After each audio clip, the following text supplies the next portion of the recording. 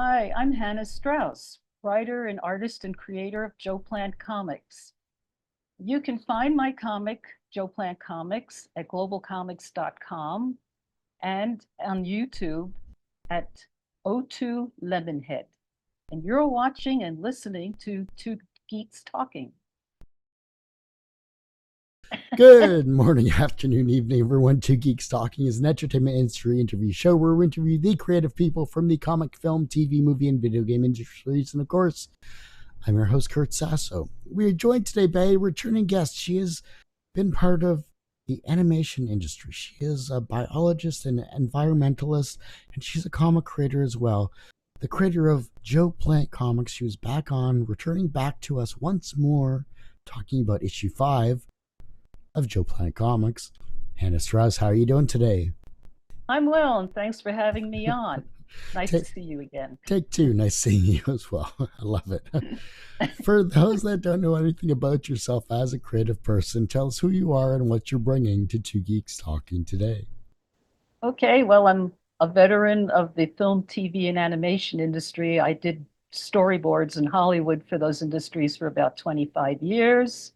I've also had a love since childhood for the natural world and had taken courses in biology in college as well as art courses. So eventually I decided to take a little break from the film industry and pursue a temporary career in doing work as a biological technician to assist wildlife biologists on their outdoor research, primarily in the desert. So I bring to Joe Plant Comix the information and uh, information and other things that I gathered along the way working in both industries and to formulate the stories and the development of the character, which I created during the COVID lockdown because I was very bored. So I started drawing again and I started writing. It originally started out as a feature-length script, and then I decided, well, my strengths are more towards the storyboarding and illustration aspect of storytelling. So I decided to take the script and develop it as a comic book series. So that's what I've been doing. Well, since you were last on, we were talking about we talked about Origins, we talked about issue 1. I think you were working on Right. issue 2 at the time, but we've skipped a whole bunch all the way now to issue 5 called Clone. Mhm. Tell us about that. How is that? How did that evolve, and what are you excited about this particular comic issue? Well, basically, I've been sort of showing Joe Plant's hero journey with all the obstacles along the way that he has to deal with in his new identity, since he was a human biologist that was turned into a human plant hybrid with plant growing powers. So I always tell my stories with an element of humor, but with an environmental message intertwined with the humor at the same time. It's never very heavy-handed in the message. So with issue 5, I decided to take a little twist in the tone of the storytelling and interject some tragedy and sadness in Joe's life. So his girlfriend, who is a plant geneticist that he used to work with, decided to take Joe's DNA and grow a clone from him, and he wasn't aware of it. She did not get permission to Hmm. use his DNA to do it. So it leads to a whole bunch of other issues. And that's how Ancestry 23 got started, right? Yeah. uh, I had to throw that in. I was just curious. Uh, you're doing crowdfunding this time around on Mhm. Crowdfundr specifically for this comic. Right. Why Crowdfundr this time around, and what are you excited about trying to get this to the digital masses that are going to support it?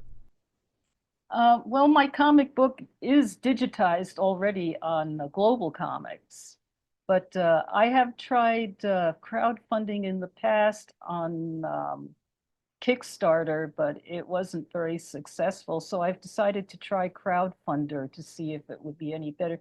Crowdfundr actually sent me out an email. if I were interested in setting up another crowdfunding event for one of my comics. So I decided to pursue it. Plus, the company that prints my comics, Comics Wellspring, went in on it too and said, well, if you get this comic book successfully produced, I mean, sold, and funded, then we'll give you a discount on the printing of the comics. So I said, oh, okay. Might as well take advantage of that. So, and Crowdfundr, they have been also offering some internal promotion on their site for new crowdfunding events that are going on. So they've been doing that too. No, that's amazing. It's good to see a platform like that, supporting creative people in this Yeah, respect. And half the battle is usually the social media promotion, right. since no one really uses face to face conversations anymore. Yeah, that's true. Crowdfunding, I've always found somewhat difficult for me because I don't have a huge following. There are like a lot of like, especially on YouTube, there are creators that have huge followings and they are much more successful at getting their projects funded as my situation. I know I've limited myself, but it's a couple of personal reasons why I've limited myself in the social media aspect because I was suddenly getting a huge jump on Instagram of viewership for some of my comics, but it was not coming directly from sources or individuals that I thought were really interested in my comic books. And the things that disillusioned me a little bit about that is the intervention of AI and bots. Like half the time, you don't know if it's a real person making a comment on your chat stream.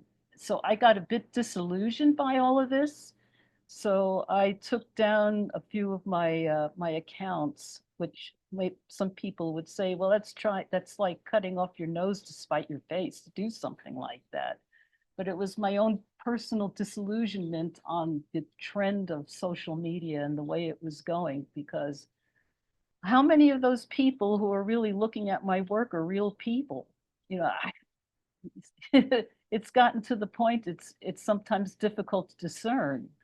So I decided to just continue on YouTube and present my work there. And I've been getting, a steady escalation of views of my work there. So I'm hoping that most of those are real people.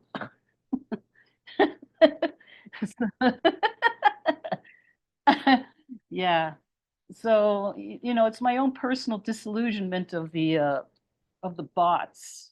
I participate on a couple of streams with people, and you don't know whether you're having a conversation with a real person or it's some AI that has been jailbroke to appear like a real person. So, Yeah, it can be difficult for sure here. But looking at issue 5 here, as a writer and an artist, where do mhm. you get the most bang for your buck? What's the 20% effort that yields 80% of the results when it comes to creating a new issue like Clone? Just having people enjoy it, just enjoy the story for what it is, while I get my message out there on certain key topics that are covered in the comic. I want to entertain. I just get personal joy out of creating the comics. I love to draw. I can't believe that I decided not to draw for like 10 years while I was doing other work.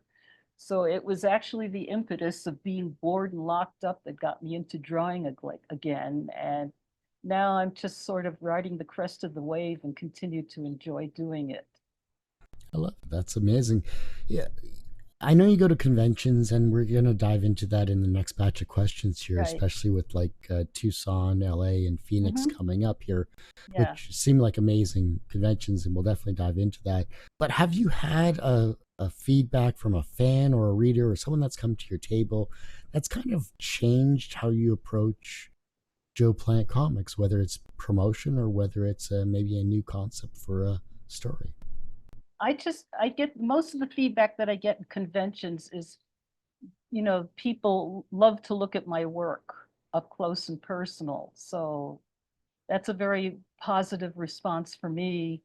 And I think with the industry dominated primarily by digital work, when they see, you know, paper, actual artwork produced on paper with pen and ink, it's like almost refreshing to them, like they're on an archaeology dig and they, they say, oh my goodness, somebody is still drawing with a pen on paper. So that is usually what prompts them to want to buy one of the issues of my comics that I printed because they like the quality of my work. So I spend a lot of time making the work, happy for me and happy for viewers to look at it. To coin a phrase from Indiana Jones, this belongs in a museum. Maybe one day all my pages will be in some. See, this is the way your grandfather and your grandmother used to. Maybe I'll do it on papyrus. Go all the way back. What's the Latin for comicus artist or something like that? I don't know. Whatever that may be. Conventions. This is something you wanted to talk about because I know this is something that is really important, especially for the lifeblood, as you've mentioned, for getting your comic out there and meeting new people and new fans. Yeah, I enjoy going to the conventions. I find them a lot of fun. And I like interacting with, mostly they're younger people than me, because they're a source of inspiration to chat with them and to see where they're coming from and their opinions and their viewpoints on things. Those are sources of inspiration for me to keep writing. And I think regardless of what your age is, I mean, you can all learn from each other in some way. As an artist, I consider myself to be an observer of life. And I think keeping in contact that way with younger people, whether it's at a convention face to face or on a chat stream with people that are younger than me, I learn from them. And I like to incorporate that information and what I've learned from their viewpoints and their opinions and how they view the world into my writing. So I think all artists are observers of life. And the more that they can interact like that, I think it'll help their creativity. You get a lot of people coming. You're a very approachable person. I always love talking with you here, Hannah. But when someone comes to your table, what is your hook to kind of grab them in like a 30-second pitch? Oh, my elevator pitch. Yes, there you go. Yes. I said, well, the first thing I notice, I've got this banner, and it's just Joe Plant's face with his wry smile, and they keep looking at it. And I used that as a hook to get them in. I said, would you like me to tell you about my character? I said, I see you keep staring at his face. So that usually draws them in. And I said, are you interested in stories that have an environmental message but are fun to read at the same time? And that usually starts to open up their curiosity, and I talk to them more and get them interested in my comic book. Has there ever been a weird or serendipitous event that's happened to you at a convention? A weird? No, not late. No, I don't. I managed to avoid that. No, not lately. I mean, look, I attended San Diego Con back in the 1990s, back in 1994 and 95. I had friends that were comic book illustrators as well as storyboard artists. So I attended that, as a professional. So I had a little taste of what comic book conventions are like back then. But it's changed a lot. San Diego Comic Con has changed a lot. I had my friends, they would get a free table at Artist Alley at that time. So it's no longer like that. And it seems to concentrate more on corporate output rather than like individual content creators. That's the significant shift that I've noticed personally in a lot of these larger conventions. So they're money makers for them. Obviously, they're going to concentrate on that more. I went to San Diego Con last year, and the year prior to that, I did WonderCon. And, to me, they were all positive experience to a certain degree, although San Diego, I don't like to criticize or anything like that, but for somebody in my position, I think it's no longer a vehicle to, to showcase your work as an independent creator. So I think these smaller conventions, you probably get more feedback, more positive feedback from the attendees. At least that's what's been my own personal experience. It's like you said, it's become an entertainment megapolis, basically, Yeah. and at every single convention you go to. Um, Hmm. but you're going to conventions in Tucson, LA, and the Phoenix Zoo. Talk about those conventions, specifically the Phoenix Zoo. I'm curious on this. The Um, one at the Phoenix Zoo is not a convention. right, sorry. It's a gallery exhibition. Apologies, yeah. Yeah. But that's So an exhibit that merges comics and conservation. right. How did that come about? I really want to know about Okay. that. I was at a 1 day comic book convention in Phoenix, and a couple of people who worked at the Phoenix Zoo from their promotional division, they saw my artwork and they said, "Ah, your work is perfect for our gallery exhibit." And I said, "What?" He says, "Yeah, next year we're going to have a gallery exhibit and we'd like you to exhibit your work at our show." So the pieces all fell together and I completed 3 pieces specifically for that show. And it's called, the show is called Comics and Conservation, and it will be open to the public in September. I think it's like around September 14th. I don't have the information right here with me, but and there'll be an opening in the beginning of October where all the artists will gather together there and it'll be open to the public. So I'm looking forward to that. And there's going to be a well-known comic artist there, but I'm not supposed to divulge who it's going to be. So You don't want to sworn to hint. secrecy. You don't I'm want. sworn. Did he and or she work for Marvel or DC? Yes, Okay, that's as far at as I'll one get, point. I'm sure. Yeah. Have you worked with them in the past? No, Okay. never. I never did. However, somebody I know did. So, but I don't want to pursue this any further. I know, So I know, don't I try to know. milk the information out. Hey, I wouldn't be doing my job if I didn't ask the right questions, right? Yeah. Can you talk about at least your pieces that you've submitted? Can you at least do that? Yeah, they're primarily conservation pieces with Joe Plant in the Sonoran Desert, where Arizona is situated in the Sonoran Desert. So I don't want to release them yet and show them it. So, but he's situated in the desert and he's helping to grow things. So I made 3 different, completely different pieces that, people can purchase if they want to at the show. Is it are they framed and mounted, or is it just They will be framed and mounted. Yeah. I love it. Hmm. That's great.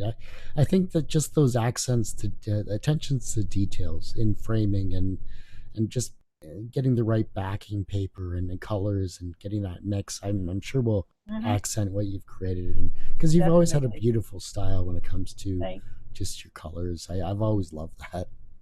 thank you. Yeah, and, they're allowing me to sell issues of Joe Plant comics there too, which is a nice bonus for me too. So a lot more eyes will be able to see my character as well I in love it that here. way. Convention in Tucson and LA. You wanted to talk? Yeah, oh, that's the other thing. Yeah, I'm glad you brought that up. Yeah, Tucson Comics Convention, which is a very well-run event. It's Labor Day weekend, August 29th through the 31st. Yeah, it's a very well-run comic convention. I get a lot of great feedback there, especially when they find out I'm local, you know. So yeah, it's a good show. When it comes to maintaining your energy, be it creatively working on an issue or at a convention itself, how do you stop yourself from collapsing? Oh, you know what? My mind is a crowded attic filled with stuff. There seems to be an unending amount of garbage up there that I can like refer to for information. I don't know, maybe I've got a form of autism or something. I don't know, but I get very easily inspired by a lot of different things. Something can like set me off. So I really don't have that issue. Sometimes maybe it's a little too much, but I'm already thinking in my head about issue 6, and an idea of an ash can comic is already on my mind.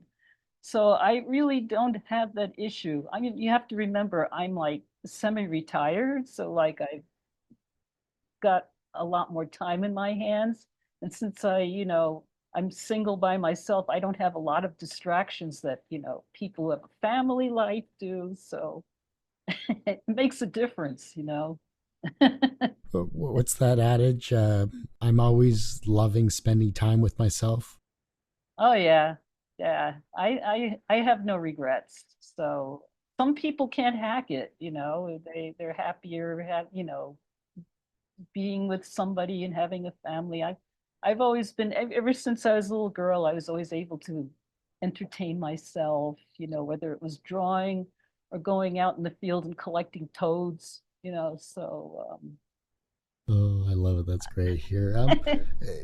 You've worked in so many different industries. What's one thing that you've taken from animation, biology, the environment, and comic storytelling that someone that's new to the industry would find amazing, fascinating, and maybe help them creatively?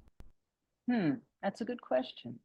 I think whatever discipline or subject matter that you decide to nurture an interest in is going to help you in your creativity of an artist, because the more that you can expand yourself as an artist, the more that you can help your creativity.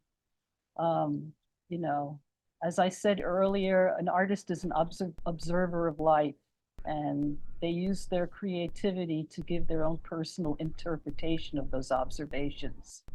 So the more that you can expose yourself to different topics and subject matter, the more that you can derive inspiration from to come up with those ideas. So that's the crux of the advice I would give somebody. What You about for know, writing then? for writing, yeah, well, it's the same thing. I think most authors would probably give you the same advice. The more you know, so the more sources of inspiration that you can draw from, also from life experiences, people that you know, such as I create most of my characters have qualities from people that I've actually known in my life. So, their personalities and their weaknesses and their strengths. I think Yeah. that that's really great. Like, we're so glued to our phones that we don't take the time to just sit and observe life. And I think that's Yeah. a true detriment because we won't know when it's gone, it's gone. Yeah. Well, my concern is with the succeeding generations are spending a little bit too much time indoors. I think they need to get out more and get in contact with the natural world, and appreciating and observing it and see what it has to offer.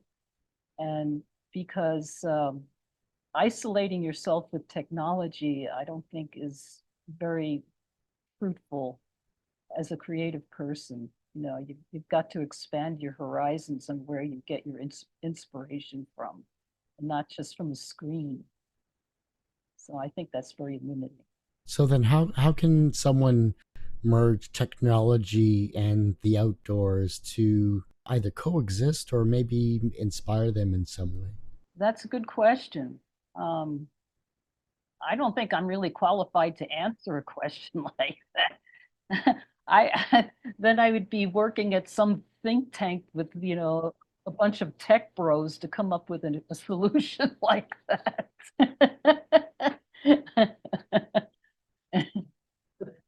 Yeah, really. Oh, with virtual reality and stuff, I don't know.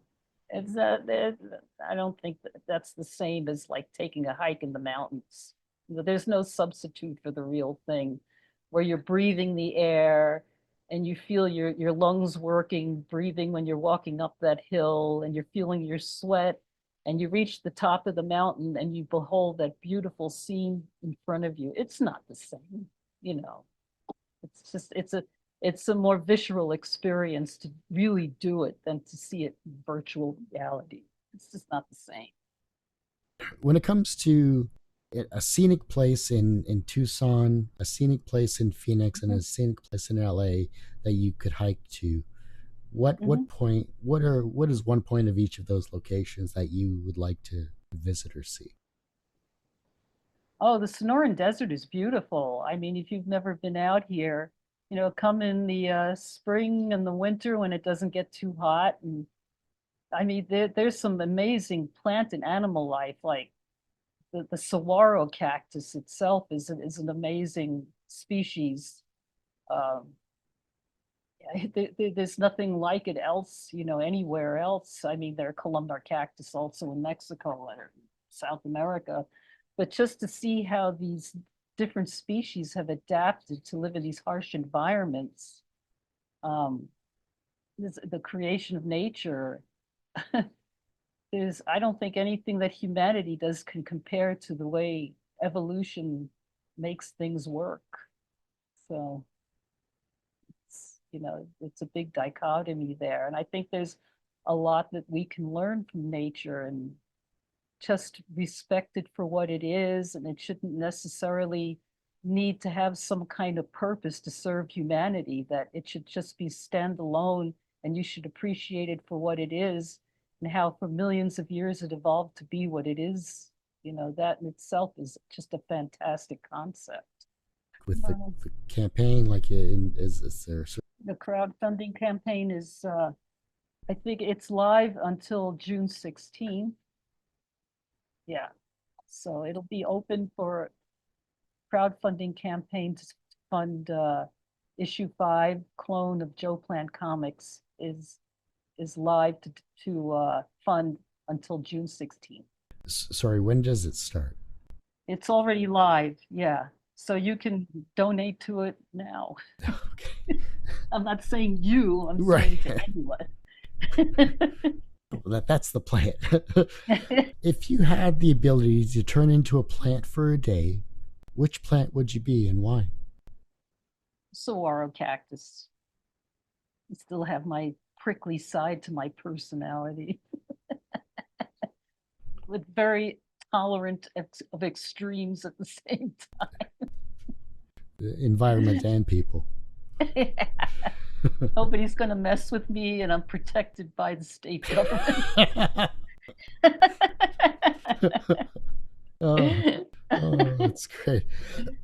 What's something you're experimenting with now, artistically or professionally, that you think defines your next 5 years of your life? Oh my gosh. Well, I've been doing a little dabbling with like Adobe Express to make little videos and things like that. So maybe I'll try to refine my Luddite video skills, make it work for me. May want to use DaVinci Resolve. It's free at least, but yeah. DaVinci is good? DaVinci, yeah, that's what I use to do all my editing. It's free? It's all free. Right. Yeah. I'll have to look into it. Yeah, Does it have a Mac version of it? Yeah. Matt, Okay. it's used in the TV and film industry for editing, so it's Cool. very good. Does good short content, subtitles, things like that. Mm-hmm. Yeah, But since I am a visual person and like I've worked in TV and Yeah. film, doesn't it sort of make sense that I try to develop that skill too? you pick up tips along the way, and there's a lot of really good YouTube videos out there, I'm sure. Unfortunately, that ends this particular episode of Two Geeks Talking. Hannah, it's always a pleasure speaking with you. I got to get you back on, talk about your obviously next issue of Joe Plant, and then any other things you want to create. When you should have me on when I finish that ash can. There you go. I'll give you a little hint, but don't publicize it yet. Well, that's going to be prickly. For those that want to support you, of course, where can we find you? How can we support you? Where is the crowdfunding campaign and anything else you'd like to promote? My current campaign to help crowdfund the printing a limited number of issues of Joe Plant Comix Issue 5 clone is at crowdfundr.com. and I believe the address is 02WV29, Joe Plant Comix. And then you can read his previous issues. You can read issues 1 through 3 at globalcomics.com, Joe Plant Comix. They're available too. And also to see the progress of my current comic book issue clone, you can see and view shorts at his YouTube channel. The address is O2 Lemonhead. Love it. Thanks so much, Hannah. I greatly appreciate it. You can, of course, find Hannah's past interviews and 1,200 plus others on our YouTube channel, youtube.com/TGT Media. You can go to the podcast, which has been doing very well on various podcast platforms by searching Two Geeks Talking, that's TWO, or get it at twogeekstalking.podbean.com. And as I say every week, everyone has a story to tell. It's up to me to help bring that out. Thanks for listening and watching on Two Geeks Talking. Thank you. You're welcome. Appreciate you, Hannah, as always.